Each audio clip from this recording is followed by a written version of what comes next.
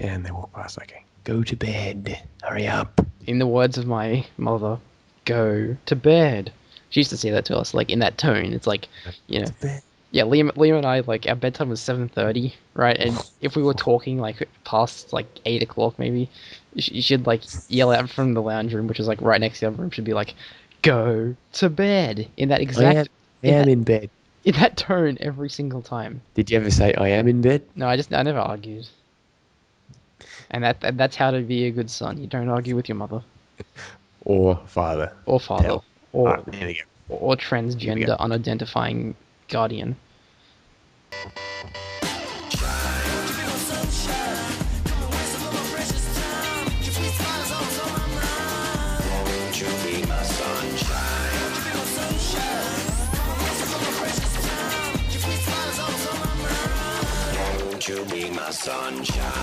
Hello everyone, CrystalFissure here, and welcome to another podcast, another WrestleSpin with Nintendogen64 and not with Lyle Taylor, Bandicoot 93. Okay. And today we are here to discuss SummerSlam, and by extension, I guess, what's just happened, really. I guess you can kind of touch upon what happened on the following Raw. Yeah. It's going to be pretty broad. We're not going to run down the card. We'll probably talk about most matches, but we won't run down it, but we'll just discuss what we thought. We should talk about every match at least briefly, including the pre-show match on the card, which was announced like a couple days beforehand, which sees the continual burial of formerly known as Antonio, currently known as just Cesaro, who lost to Rob Van Dam. I believe his proper name is Right to Censor version 2, if at least you're talking about his theme song. I will say, like, on a negative note to start this, I was very disappointed that he lost. I mean, it wasn't a bad match. I mean, it went for 8 minutes, it says here, but it's Did you watch the match? Yeah. I didn't see the match, so I have no idea how it ended. I know he lost, though. It's a typical Van Dam finish, but he ate the 5-star. Yeah, but it's disappointing. The thing is, I don't think he's in full like Ryder burial mode or even Sandow burial mode. I think that he's still.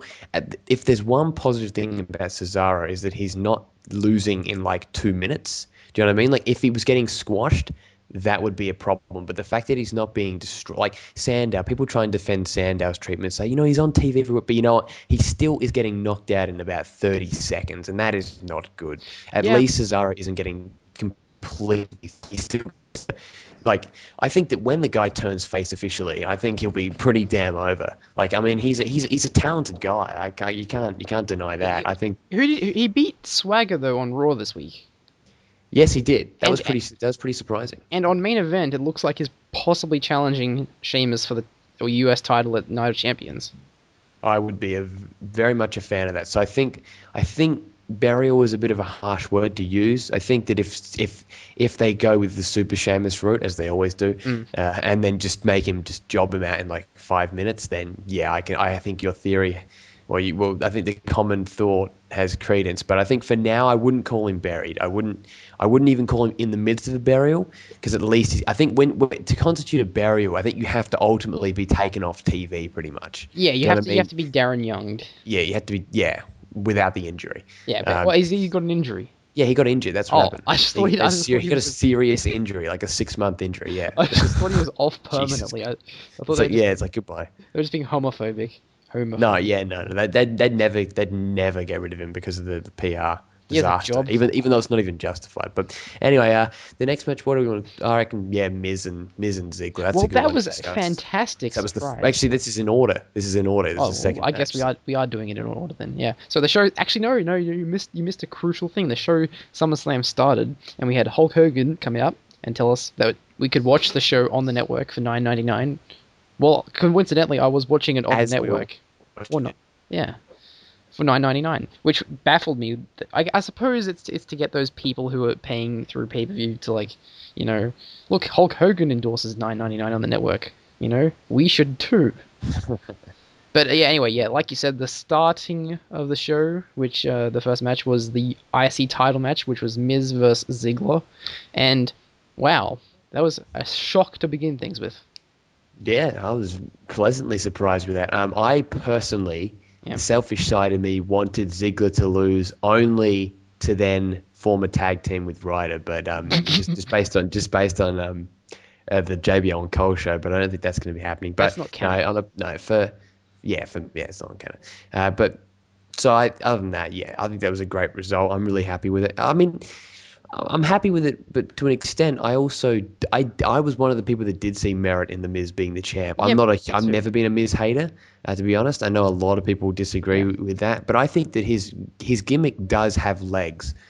Even for only a couple months, it does have legs. I mean, it works. That Hollywood heel thing, it does work. They took the title off him too soon, though, I think. I mean, I'm not unhappy with Ziggler being champion. I kind of popped for it, when he did pin him, because, like, the ending of that match was brilliant, where Ziggler went for the Fameasser, and then Miz counters it into a skull-crushing finale, and then I thought that was the finish. I thought Ziggler would get pinned there, but then he kicks out, and he gets the zigzag on Miz for the win, which... I was happy about, but at the same time... It's great to see him a champ again, yeah. It was great to see him get that kind of, like, IC title win, but at the same time, I just kind of feel like Miz was... He got something going. They just started this new Hollywood heel gimmick. I thought it had credence to, give him the IC title. And, yeah, I got mixed feelings about it. Judging by what happened on Raw, how he got, how he got... He won by the counter. It almost seems like maybe the storyline they're going to go down is like he is the perceived hero. Like he in his own mind is a hero.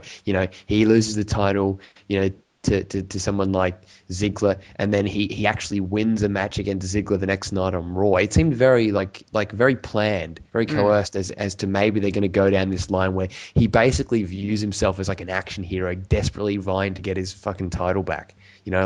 I think I could see that storyline kind of taking place. Yeah. Well, I mean, I want to see him champion again. I mean, I think these two have really good chemistry. Of course, they're personal friends. We know that. Yeah, they have not had a bad match as far as ever. Like they're so crisp together as well. Like they never botch at all, and I don't know, they just have a really good chemistry. I'd say that they're both. Ziggler isn't underrated, but I think Ziggler with Miz is definitely underrated. Everyone just goes, "Oh, Miz, ugh."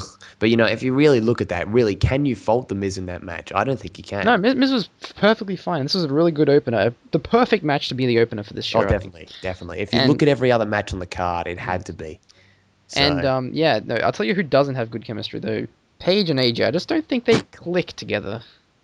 You reckon? I just don't think they do. I mean, their match was after this one, of course, for the Divas Championship, and I thought it was better than the Battleground match. That's for sure. It was better than that. Was a botch fest, and that was terrible. But I don't know. I don't think they work together very well.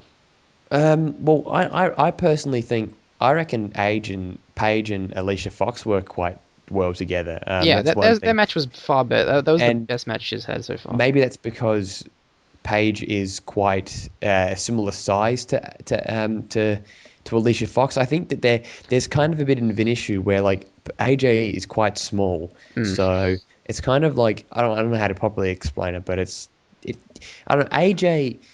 I don't know. I think she's heavily overhyped. Yeah, I think so too.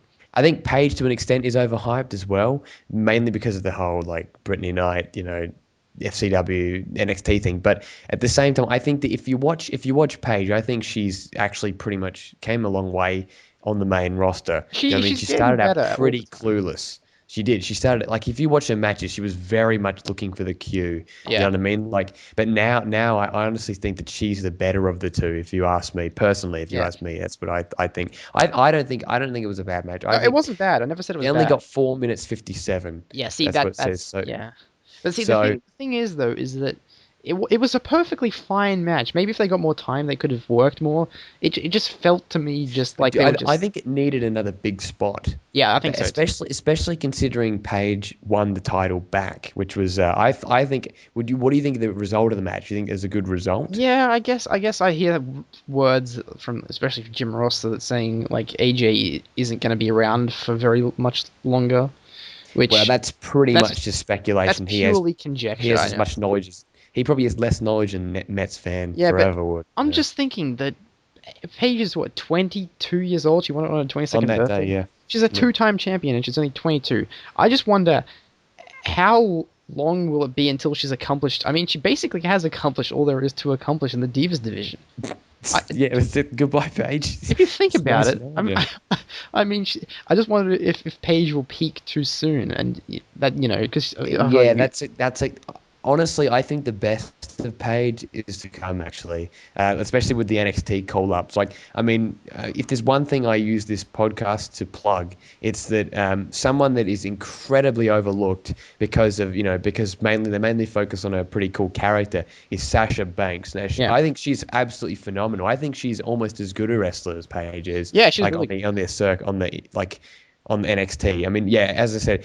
NXT page is different to WWE page. Do you know what yeah. I mean? Just in terms of a fluidity and just I don't know confidence. Well, I mean, I NXT think that Paige she was doesn't have a problem on the mic anymore. she was the anti diva back in NXT, and now she's just the diva. I don't know. Yeah, I mean, like if you look at her attire, I mean, is that really? And then there's that whole seductive Oh, crawl what the thing, which hell was that? I have no problem with that. Let's be Yeah, I know honest, that but was it was interesting. that was very interesting, and then was then repeated the following night. I'm just worried they turn. I'm just hope they don't turn her into a lesbian I hope they because do turn her into a lesbian. ah, Jesus. Or Way to combat the kind of internet rumors of her being a lesbian, and then they end up making her, I just just say, it's interesting. It's in no, some. but it feels a bit too much like Mickey James to me. It feels like Oksana. She was doing the similar Oh, thing. that's true, and Oksana as well. Yeah, yeah. Yeah, but see, no, see this match was perfectly passable. I just don't think they gel as Yeah, well in the ring. wouldn't you rather see Paige versus Emma? Yeah, I well, see, mean, I I'm know it doesn't have the marquee yeah. style as AJ Lee, but fucking hell, that would be way better. Just thinking about this, who does? It looks like Paige is going after Natalia now. That'll probably be the next, And AJ as well, I think. and maybe a triple threat. I doubt it, but Yeah. we might see. No, I think it will be a triple threat because Yeah. they've been doing that in the house shows for like the past like Oh, have three they? weeks. Okay. Yeah. Yeah. So I'm just how many people does Paige have left to work with? Mm, Cameron, Eva Marie. yeah. You know. Yeah. Anyway, so yeah, Paige becomes a two-time Divas champion by I think using. is that tied for the most reigns of the title? Oh, at the moment, I mean, I think Marie's had it a few times. She's the youngest champion. She's Mm. the only champion. Oh no, she's not only from Britain. Youngest champion. She's won it twice. She's won it twice as the most over girl on the roster in years with AJ. Yeah, I mean seriously, like And Layla's they need to two-time do some champion, NXTs. isn't she? Oh, okay, there we go. Yeah. Yeah. Okay. Anyway, so yeah, that match was fine, and she broke out her new finisher, the Rampage. Yeah, she does it. She's done it a couple of times. Yeah, it's pretty cool. Yeah. Anyway, Rusev, that was the next match. The Rusev match. Rusev against Swagger. yes, And this could have been pretty shit, but I thought it was pretty solid. it was You know? the flag match, which I don't understand the concept of a flag match. It was basically. I mean, I do understand, but I just don't understand why it had to be called a flag match because it was. No, it wasn't a traditional flag match. No, Yeah. like the Judy Bagwell on a pole type thing. A flag match is like a pole match, Yeah, that's what I basically. thought. It was just a regular singles match where the winner got their flag and national anthem played. And And you to, know, to my shock, Swagger went over. And at this point on the pay-per-view, Swagger went over. no, Rusev went over. Yeah, Yeah. I mean, at this point on the pay-per-view, I was 0-3 on my predictions. None of my predictions came true. I think you were 3 for 3 at this point. Really? Well, did you say Ziggler or Miz? I think I might have said the Miz. Yeah, I think okay, it so said Page. yeah, yeah. No, I think I wanted Page, but I don't know. I could have been. I think I might have been wrong as I well. think you're I 2 was for playing it 3. pretty safe. Yeah, So, but but yeah, yeah, Rusev winning. I think if you think about it, it wasn't. Would they waste it on Swagger? But at least again, they pulled that like knocked out thing. They pulled that Sami Zayn yeah, thing where like he will not tap, yeah. he will pass out, and I think that's cool. This match got That's off to a cool. really hot start actually, where Swagger went and like got the ankle lock on immediately, which Oh, and Rusev's selling just oh has mate, to be commended. yeah, This guy sells better than John Cena, and he's Rusev been in the industry for shit all. Rusev basically they I didn't even think about this, but Rusev needs to use both his feet to lock his finisher, which is the accolade, a camel clutch on, Yeah, and by getting rid of one of his ankles, he has to do it like in pain, yeah, and just the anguish on his face, particularly at the end, where he fought through the pain to put the accolade on Swagger. You could see the pain on his face, and I really bought that at that point. Oh no, he is phenomenal, and that's exactly seeing what we'd call a rookie pulling out that kind of selling compared to John Cena, who gets beaten up for 3 hours basically, I mean, okay, well, notwithstanding the result in this match, but other than that, every single time he wins, no matter how much he's beat up, he runs around like a crazy mad idiot. Yeah. To see Rusev do that, I have to give him a lot of credit. Yeah, and I thought it was a good move to have Swagger not tap out to the Accolade and That's exactly what it was. Yeah, it makes him look like a valiant babyface who will, even in the face of adversity, still not quit. Yeah, and the only problem with this feud is I don't care because I have no stakes in this feud. So, no, I don't give a fuck about America. Well, you know what I mean? Like, as in, like, the nationalism. I don't give a shit. Yeah, I see. I don't care. No, I don't care either. I can kind of empathize with the Americans, I suppose. Oh, yeah, I guess somewhat. I mean, can understand. After on Raw, I was a bit like, fuck off, Mark Henry, because like they were basically they're at the end of the day. Rusev and Lana, they're not doing the right thing by being like, fuck off America, whatever, or stupid America. But then Mark Henry, they come out and like, it's disgusting. Hearing that anthem is disgusting. It's like, piss off. It's a fine anthem. Who the hell cares whether, it's just the xenophobia and this anger. Like, it just reeks of the 1980s. The funny thing reeks. The funny thing is with Rusev and Lana, right? Yeah, I know what you're saying, it reeks of the 1980s, right? But it's like, for them, since they've debuted, they've been in one storyline the whole way through. They've just had like the challenger of the month, or the patriot of the month, basically. Big E, Swagger, and now Mark Henry. Yeah. Who, I can understand Mark Henry being like, my country, It's good to see Mark Henry, I'm a huge Mark Henry fan. I really like him. It's good to see him featured, but I don't think he's going to beat Rusev. No, I think all signs lead to Kurt Angle. No. But I gotta say, I am getting behind Rusev. Yeah, exactly. Because he's improving every time I see him. He was never bad. I think he's a bit of a Umaga in a sense that like you think, oh, just a big guy, boring. But he's actually very athletic. Yeah. Do you know what I mean? Like, yeah, I give credit to him. I'm thoroughly behind Rusev, except for, fuck America, go Rusev. Yeah, exactly, and Lana is pretty cool. Yeah, Lana's good. She's especially for like some Joe Schlob off the street, Yeah, exactly. Yeah, from nude snorting cocaine scenes in Banshee to singing, being a singer in a girl band, to now being a nationalistic manager. Yeah, she does a good Russian accent. Although she knows to speak Russian, doesn't she? She's part like Russian or whatever. She looks kind of Russian. Yeah, she does, and especially the way they dress her up. Yeah, well, I mean, I don't. They dress her very well. Let's just put it that. They dress her well. So anyway, and then at the end, obviously, Rusev wins, gets his anthem played. And then kicks Zeb, which was very good. Do you have a feeling that's the end of Zeb? That we won't see him after this? Whoa, that's. I don't know. I mean, I predicted. Remember back at WrestleMania, I said that the New Age Outlaws would lose, and then we'd never see them again. Yeah. And we haven't seen him again. Yeah. I don't know. I just get the feeling that we won't see. That would. Well, if they wanted to go with the big triumph angle, maybe they'd bring him back in a couple months. Like maybe if like when someone finally conquers Rusev, Zeb would come out and get revenge. Maybe.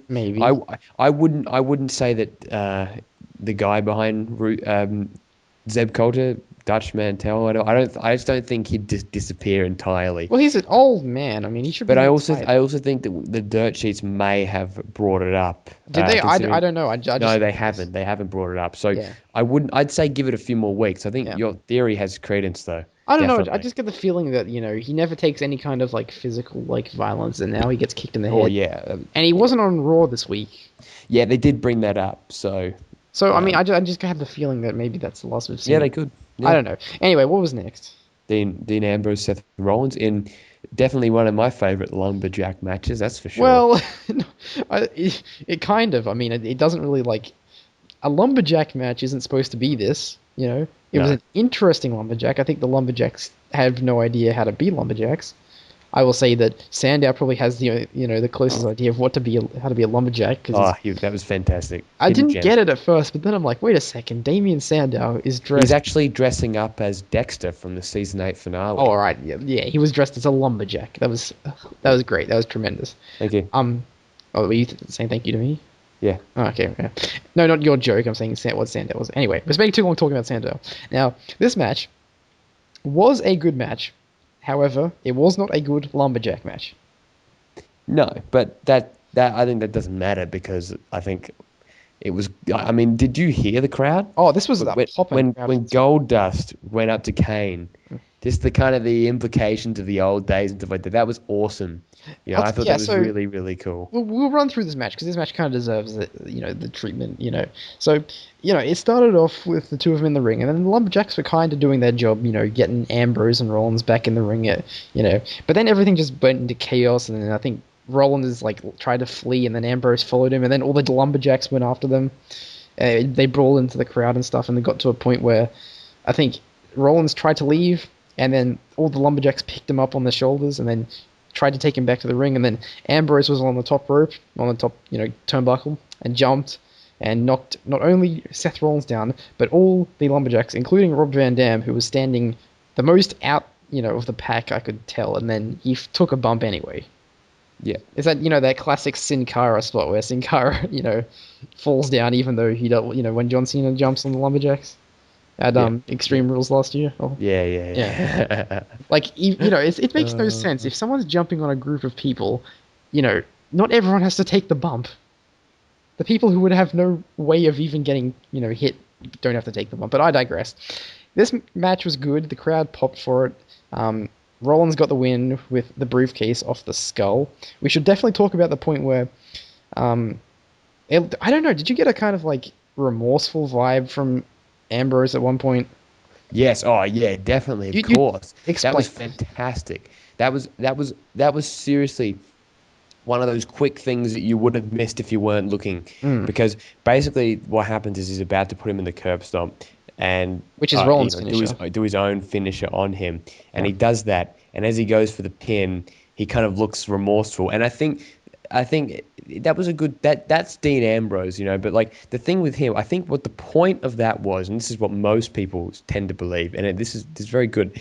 I think obviously we've seen Ambrose and Rollins fight and fight and fight and fight and have little backstage, but this would have put an end to him. Do you know what I mean? As the match, he would have won. Do you know Yeah. what I mean? And he had to actually put away his ex friend, like that, and that would Mm. be it. And I think he has a remorse because he thinks, this guy, I did treat him like a brother. He was my best friend. And on SmackDown, when he just comes out and just completely abuses Ambrose, you could just see on his face how hurt he was. Like, this is just excellent storytelling. And in fact, even with the angle on Monday Night Raw, I think it's setting up the fact that eventually I think they will reunite for a point, as the Shield in a couple more years. Yeah, perhaps. I think they will be friends again at one point, or at least allies again. And I think that was kind of what it was doing. Is like, at the end of the day, I still did view him as my brother. Yeah, I can see him You being know a that. good heel tag team. Yeah, yeah. But if Raw's anything, and the type of pops he got, and the type of pop he got Yeah. for when he does that Nigel McGuinness thing where he goes back into the ropes, then clotheslines him. Yeah. That thing. The crowd just went mental for that. Bigger than they went for the spear or the Superman punch or any of that.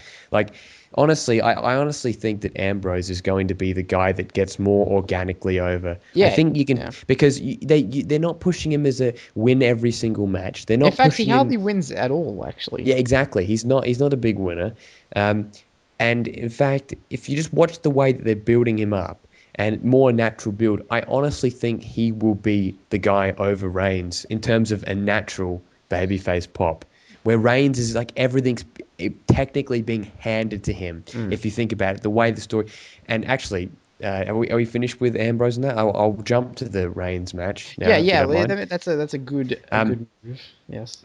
Speak the Reigns match was exact proof of how like the difference in how they're getting the characters over are, because the end result of that, obviously, as we all predicted, was that Roman Reigns defeated Randy Orton after just a mere spear after countering, like after getting an RKO. He got an RKO, didn't he? Yeah, you got an RKO, countered the Firstly, he punch. kicked out of the RKO, which is quite rare, Yeah. especially for a newer main eventer, and then basically avoids it all with a good combat, and then does a single spear and that ends him. And I thought that was very, very bullshit. I take it you didn't like the Reigns Orton match. No, I didn't. I But quite liked that match. I thought, um, I thought it wasn't bad. I just didn't like it. I mean, fun fact: this yeah, match was actually the longest match on the card. it was in the Um, dead spot. Let's not forget this was between the Brie Bella Stephanie match and the yeah. main event, so it was kind of in the spot of the card where usually the piss break match is.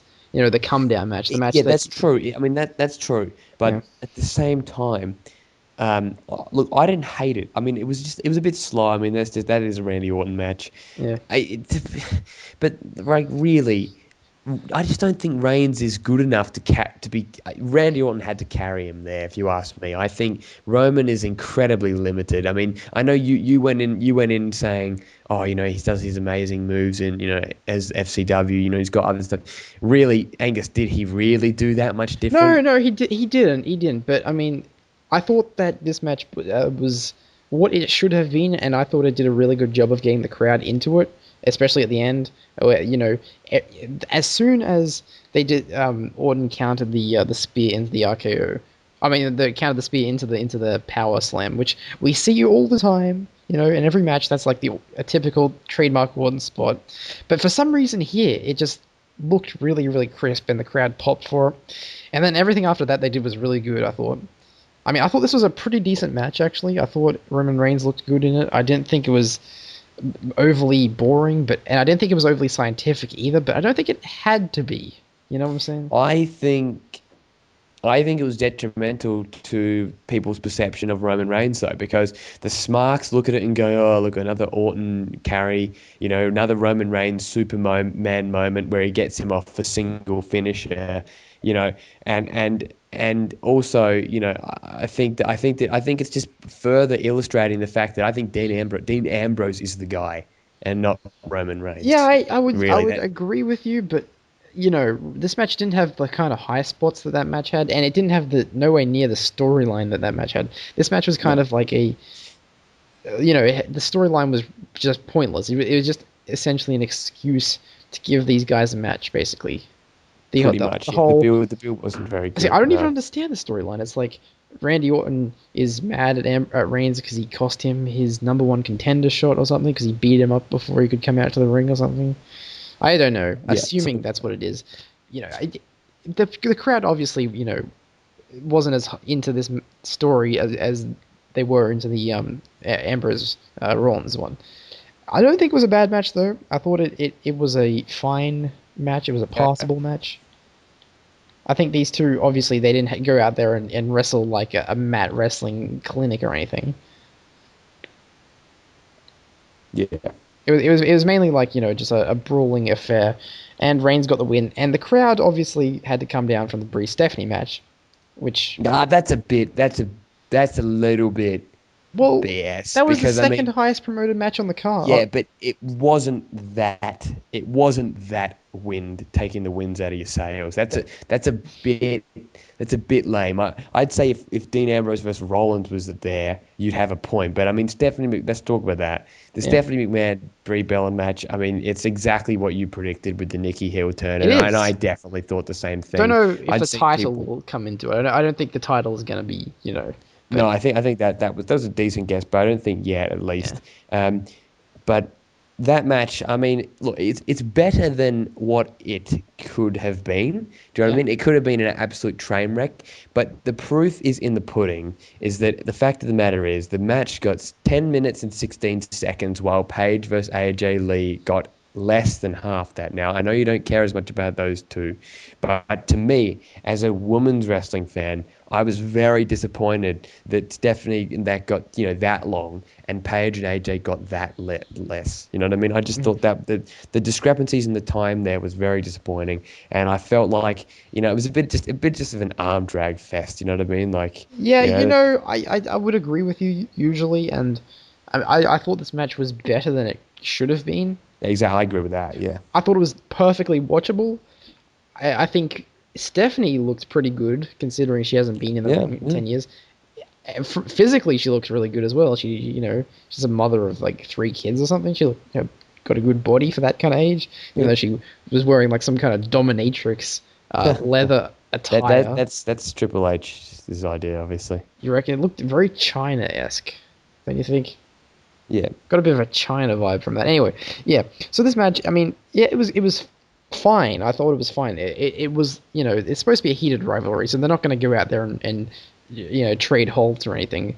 And then obviously the finish was Triple H came out first, and his only real contribution was pulling the referee out of the ring when Brie got the yes lock on Stephanie, Hmm. and then Brie, I think, drop kicked him off the rope, which was pretty good. Drop kicked him off the apron, and then obviously Nikki comes out, and that was so telegraphed.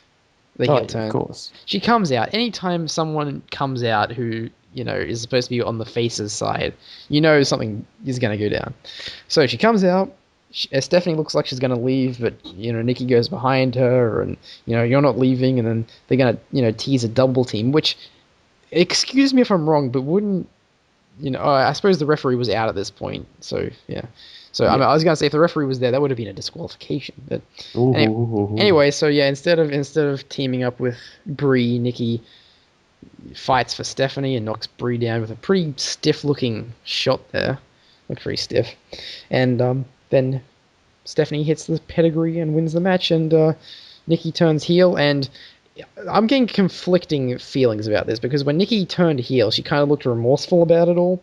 But then on Raw the following night, she was like, I've been living in your shadow for too long, even though that makes no sense. Yeah, it didn't 100% land for me. Can you explain Um, it to me? Because I'm not too under. no, I can't. That's my point. Oh, I okay. can't really explain it. That's the thing. I think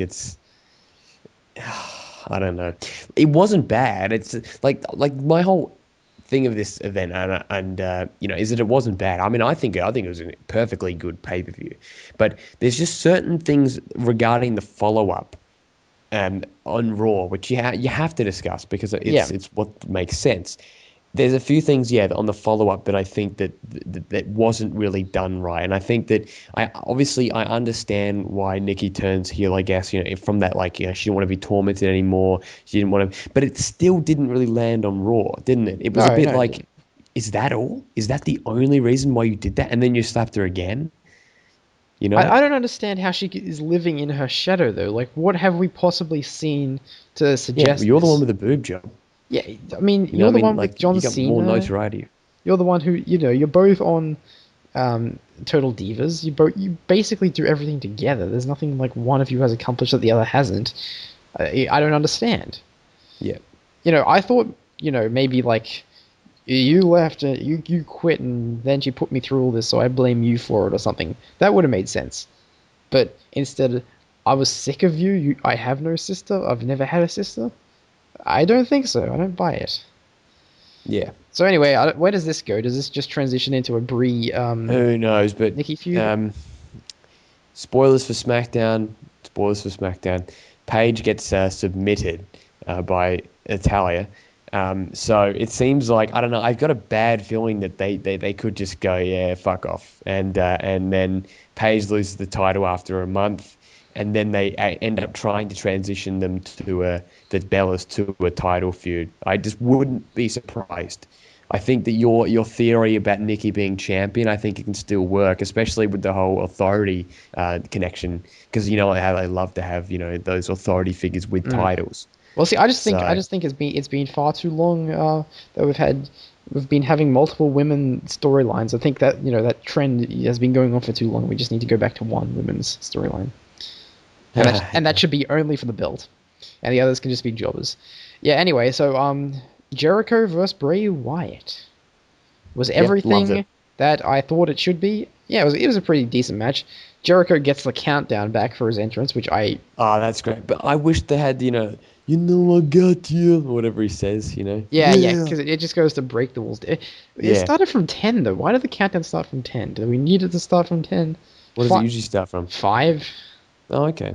I don't know, it just got me pumped. Yeah, no, I really liked it, and he came out with a new Prince Devitt like jacket, which I thought the jacket was pretty cool. It looked more like rock kind of grungy type of jacket than his typical one. Then Bray Wyatt came out without Harper and Rowan. I should mention Harper and Rowan. Or bad. Yeah, were banned. They were also seen earlier in the night in the lumberjack match, and Ambrose kind of like did away with them, so to speak. So I mean, yeah, they had their moment on the card. But yeah, anyway, this match was pretty damn good actually. I quite enjoyed it. Same. I think it was very enjoyable. They're both good, and I think the result was a foregone conclusion. But that doesn't mean anything. That doesn't just because we knew it was going to win didn't make it bad, and they both delivered. Did you There's notice not this? much to say about it, to be honest. But Well, they the both match had the same ending the Bryan match had back at the Rumble, where Bray Wyatt he does yeah, the Sister Abigail to the barricade on the outside, and then does the Sister Abigail to him in the ring. yeah. Yeah, and also Jericho actually they played up on their previous match where he hits the code breaker out of nowhere, and you Hmm. kind of think, oh no, is this it again? But then he kicks out. Yeah, Yeah. it was a good match. It was not a great match. I wouldn't say it was like a 5-star classic or anything. It was a above average to very good match. I thought. Yeah, exactly. That's the thing. Not much to say about it, but on a card, it was a good wrestling match. Yeah, I'll say And one thing about this card is I liked the mid card matches. This was a lot of mid card matches, a lot of oh yeah, matches I that preferred the mid card matches to the main event. I'll like tell you that. built up like the fact that this is a roster. This is a good solid roster, and there was all single matches on this card, not a single tag team match Yeah. or anything. I don't know if that was I mean, yeah, it probably wasn't enough time. No, there wasn't enough time. But yeah. So that's that. Now we got the main event. I have a vibe that you didn't like this match. Your vibe is very much correct. Oh well, we're gonna spend the duration of this podcast debating this because I absolutely loved this main event. Yeah, well, I just want to make a shout out to the people that insulted me for not sucking off John Cena after the pay per view like everyone else did, because the big problem is that people here in regards to this match was so very much like liked that it just pissed me off that anyone with a different view gets hated on. So if you want, you can go first, and then I can just I'll tell you why I really like this match. I'll Because probably agree. it was like nothing we've ever seen before. It was Yeah. Brock Lesnar in the first 30 seconds hits the F5 on Cena. The rest of the match is him beating Cena down with German suplex after German suplex. Cena really got no offense in at all, and the whole match, it was basically a squash match, a 16-minute squash match. And the reason I liked it so much is because it does multiple things. It builds on the fact that Brock Lesnar is this beast and cannot be stopped, and he beat Undertaker's undefeated streak, which, I don't know if you noticed this, but he pinned John Cena after 2 F5s, and it took him 3 F5s to pin the Undertaker. So it kind of, makes the Undertaker look a bit more like he can take more.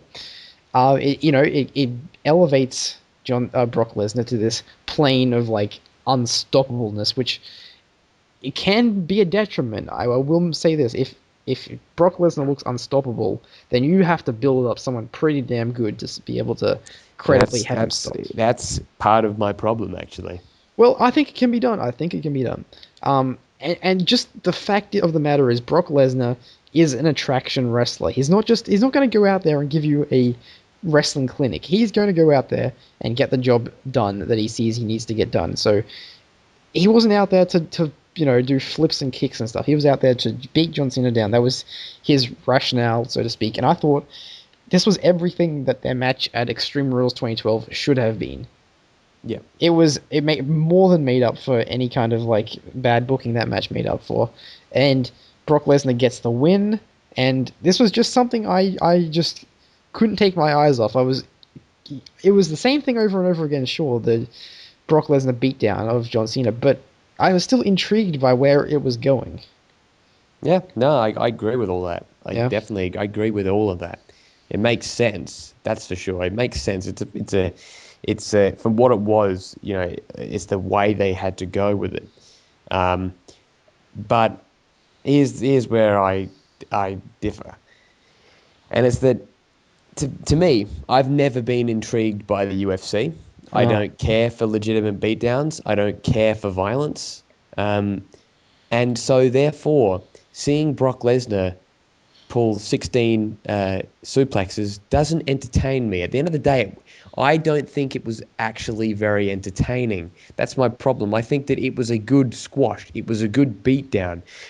And I know that it wasn't technically a wrestling match, but if this is how if this is what people consider the main event wrestling, then I'm disgraced to be a wrestling fan. To put it that extremely, if you guys think that this is entertaining, that every single month Brock Lesnar's going to go out there, not say a single word on Raw, and I don't care how good Heyman is, but Brock Lesnar as a talker is horseshit, and therefore him himself isn't worth the hype or the money, because I think that other people can do his job, and it's only because they've built him up as being such a powerful figure is the reason that he's like this. When realistically, I could name a couple other people that could be as intimidating as him who can actually talk. Ryback at a point could have been as dominant as him. Now, it wouldn't have been as good. I don't like the idea that this guy's so dominant that John Cena can get destroyed by him in 5 seconds, and then there's no one else in the roster that is even close to being able to pick him up. And this guy is a guy that has no passion for the industry, doesn't give a fuck, doesn't give a fuck about the title, doesn't give a fuck about the history of the WWE, is in it entirely for the money. And I know that you can say that that is technically a good thing because it's like, hey, this guy's whoever gets the main event rub against him and finally beats him, that's going to be incredible. But if it's someone like Roman Reigns, then I couldn't give two shits about this. I don't Yeah. give a crap. And furthermore, I've never been a John Cena admonisher. I don't like him, but I don't hate him. And I think that at the end of the day, it wasn't. I just thought it was just meh. Like, okay, okay, Brock Lesnar's going to beat someone down. Cool. Okay. Wow. Great. That's the main event of your pay-per-view is a squash match. That's awesome. Like, but that's not wrestling. So I Yeah, okay, don't care for fine. it at all. Look, if we got this every single time we saw Brock Lesnar, then I would agree with you. But we never see matches like this ever. I cannot recall a Except single for match. every other Brock Lesnar match where he pretty much dominates No, everyone. but have you watched other Brock He Lesnar dominated matches? The Undertaker. He dominated The Not Big like Show. this. Not like this though. The Big Show match Exactly. was And that's hardly a kind of match. worse. That's kind of worse because, in a way, I don't like John Cena, but the fact that he was just destroyed with such ease was a bit embarrassing. It's like the top face of the company that they spent 10 years building up is reduced to nothing. And I know that's technically a cool thing to think, but you know what? It boils down to the fact that I don't think Brock Lesnar is all that. Yeah, okay, That that's fair enough. I understand that criticism, but I just think that in this day and age where you don't have that kind of attraction wrestler, I just think it does wonders for your company if you have someone take it off him eventually. If you build someone up in the meantime to take it off him, that is a big thing, and that is a star-making event. And I just think Brock Lesnar winning in this fashion builds upon his WrestleMania victory and makes it look even that more amazing when the person, whoever beats him is going to get a huge pop. And I'm seeing Roman Reigns beating him, obviously, and I'm seeing him boring. carry it until WrestleMania. I don't care if it's predictable. I think it can make for a great thing, a great program. I just think that Brock Lesnar has to appear in the meantime on a frequent enough or more frequent basis, and I think he will. I think he'll appear more often. I'd like to think that, but to me, Heyman doesn't justify him like not saying anything, and I don't know, I it just leaves a bit of a bad taste in my mouth. I just don't reckon I like Brock Lesnar on a personal level. So I think it's a little bit like it's a little bit kind of it's still real to me type thing where I'm kind of like I don't really like you as the champion. I don't really like the fact that you represent the best in the world in the company. You know what I mean? Like Mm. I just think that as soon as bigger money comes along, you'll just hop back over to the UFC. Maybe you'll go do some boxing and maybe Well, some I don't think it's wakeboarding going back to if the it pays enough. UFC. No, I don't think so either. No, I just I'm I, making a joke about it, how, money talks. But, I I don't know. I just think, yeah, I- I don't I'm like I'm him. I'm not unhappy that he won the title. In fact, it is the only result that could make sense. Yeah, that's the problem. I think if Cena won, I think there'd be a big backlash as well. And I think I would have probably ended up being like, oh, damn. You know, that's probably the thing. It's a bit of a no-win situation, actually. The WWE just needs to plan for this, and they need to know where they're going. They can't just book on the fly with this guy. As someone who has limited dates like this, he can't just be like used whenever they feel necessary. They have to have a long-term plan for his appearances. Who do you think he'll wrestle? Obviously, he's wrestling John Cena now at the next Night Champions. So who do you think he'll wrestle after that? Batista, maybe? Maybe Batista will come back as a face? That'd be pretty cool. I would like to see a Batista-Brock Lesnar match. That would be interesting. Yeah, so if he can take him, that'd be good. Maybe you could do some Paul Heyman guy storyline or something with Cesaro. I doubt it, just after our discussion. The problem is that, yeah, everyone that gets brought up to verse him, everyone would go, oh, not legitimate enough, not legitimate enough. And that's the problem. They've built him up so strong. And do you really think that a company like WWE isn't going to give John Cena his revenge? I can guarantee you in the next 2 years, Cena will get his thing back, and probably earlier. John Cena will get his win back. Another thing to note is that note the number of German suplexes. 16. And who else? Who has 16 world championships? Ric Flair. And who has 15, and the next one they will win is the 16th? John Cena. Maybe that was intentional. Maybe it's a coincidence. And the match went 16 minutes, so what is this? Is this just like a bunch of coincidences, or is it Could it be? No. I don't know.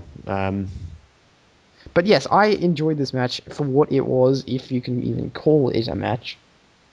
Yeah. Can you? No. No, it was a squash basically. But I paid $9.99 for this squash, so. Yeah, I didn't give a shit about it. So but you're more of a smark who cares more about like wrestling rather than like the others. I care about story very much so. Yeah, but you're more of like a, you think. But yes, would I rather watch El Generico versus Sami Zayn versus Kevin Steen? Then yes. Yeah, you're more of a like a wrestling than a sports entertainment fan. Yes, exactly. Yeah. Whereas I can appreciate sports entertainment. Yeah.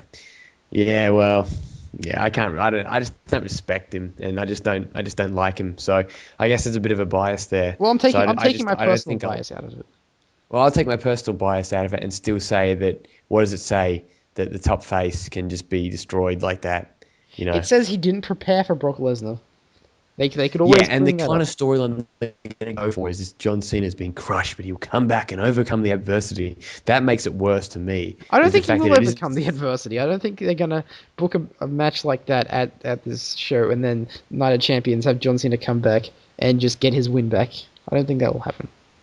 I think we'll see a more competitive match next pay-per-view. I think John Cena will be more prepared for it. I think I can guarantee you this. The next match they have, Brock Lesnar will go for an F5 30 seconds in, and John Cena will counter it. Yeah. That is going to happen. Mark my words. That is going to happen, and that's going to be good. And we'll see when that happens, because that's pretty much it for SummerSlam. Going through my predictions, towards the start of the card, I was going off, but I got most of them. I think I picked... who did I pick? I picked Lesnar, so that's 1. I picked Reigns, that's 2. I picked Stephanie, that's 3. I picked Wyatt, that's 4. Did I pick Rollins? I think you did. I think I picked Rollins. So you did. Yeah, I did. We both did because Ambrose is going away now to film a movie. So I got, and I like the way they wrote him off TV on Raw as well. Yeah, that was good. I got 5 out of 8, and I think you got a similar thing. I think you got slightly more. I think you said Rusev, so I think you got 6 out of 8. So you win the predictions. Yeah. Wait, did you say John Cena would win? No, I don't know. I think I said Brock, but yeah. That's it. Let's wrap it up. We don't need to spend any time on that. That was good. That's SummerSlam 2014 in the bag. Couldn't have asked for much more. Yeah, I thought it was an 8 out of 10 pay-per-view. Yep. No, I completely. Probably 8.5. I was very happy with it. Even the match I didn't like, I still I see the merit in it. I saw the merit with Cena and Lesnar. It's just me personally. Yeah, so, exactly. I would give it. I think it was slightly better than last year's show. I thought last year's show was really only like a 2-match show. Cena and Bryan and Lesnar and Punk. I thought this match had multiple good matches. I don't think there was a bad match on this card, to be honest. Yeah, I agree. Yeah, and every match, it accomplished something. And did you notice that every championship changed hands? Yes, that's right. All three. Yeah. All three championships defended changed hands. Anyway, so we know that it's going to be Cena versus Lesnar at Night of Champions. We know it's going to be most likely Ziggler versus Miz again. We know it's most likely going to be Cesaro versus the other guy, Sheamus. We could see the third of the Wyatt Jericho installment. We could see Bo Dallas versus Jack Swagger, maybe. Looks like they're going that way. Doesn't it? Yeah. So Night of Champions. Could be interesting. Night of Champions could be interesting, to say the least. And we'll be back with our prediction and preview show for Night of Champions. But until then, thank you for listening. Yeah. Goodbye.